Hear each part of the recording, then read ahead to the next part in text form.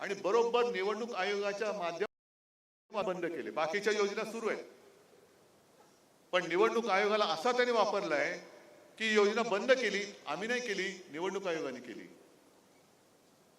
मग 1500 रुपये तुम्हाला देऊन बाकी जे तुमच्याकडनं महागाईच्या माध्यमातून काढून घेत आहेत, त्याही पेक्षा महत्वाचं प्रत्येक आई वडिलाचं एक स्वप्न असतं, आपला मुलगा असेल मुलगी असेल, असे मोफत पैसे मिळण्यापेक्षा माझ्या मुलाने किंवा माझ्या मुलीने स्वकष्टाने 1 रुपया जरी माझ्या घरात आणला तरी तो अदानीच्या कित्येक लाखो कोटीपेक्षा जास्त असतो.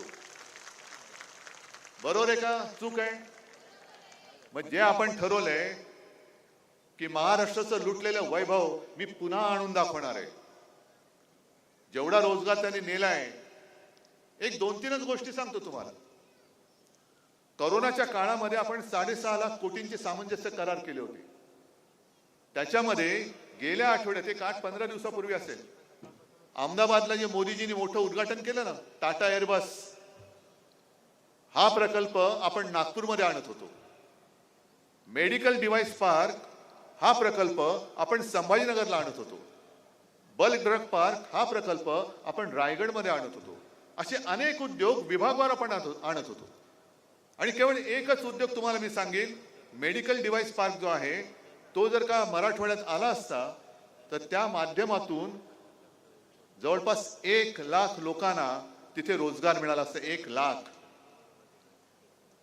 आणि हे बाकीचे सगळे उद्योग जर का आपण महाराष्ट्रात जे आणत होतो, टाटा एअरबस असेल, बल्क ड्रग पार्क असेल, सेमी कंडक्टरचा असेल, चिपचा, तो आणखीन काय काय होते, ते सगळे जर का महाराष्ट्रात आपण आणले असते, जे आणत होतो, अर्ध्या वाटेत आले होते, सामंजस्य करार झाले होते, जागा जवळपास निश्चित झाली होती, पण यांनी गद्दारी करून सरकार पडलं आणि सगळा ओढा जो होता तो गुजरातकडे पळवला.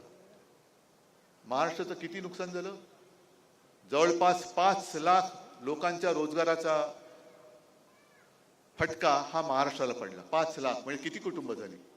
5 लाख कुटुंब म्हणजे 25-30 लाख पेक्षा जास्त लोकांचा रोजगार या मोदी शहांच्या करंटेपणामुळे आणि मिंद्याच्या बुटचाटेपणामुळे हा गुजरातला गेलेला आहे.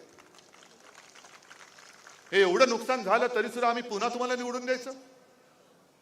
माझ्यावरती आरोप करायचे करा,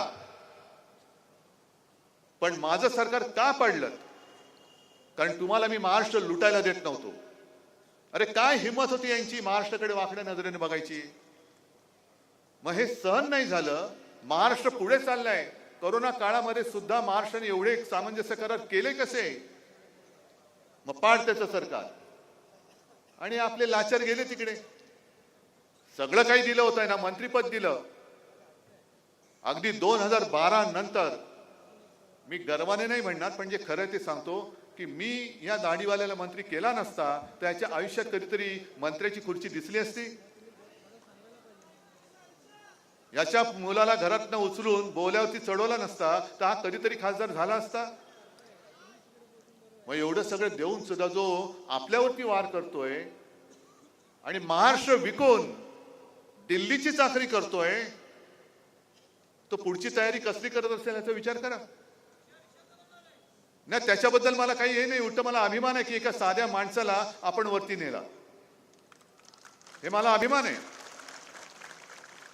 पण त्यांना हे माहिती नाही की ते मोठे होऊन गेलेले आहेत, पण ज्यांनी मोठं केले ती लोक माझ्यासोबतच आहेत ना. तुला जसा कोणी मोठा केला तसंच तुला छोटा पण आम्ही करू शकतो. आणि मग पत्रकार जे मला विचारतात की तुम्हाला काय वाटतं लोकसभेमध्ये घडलं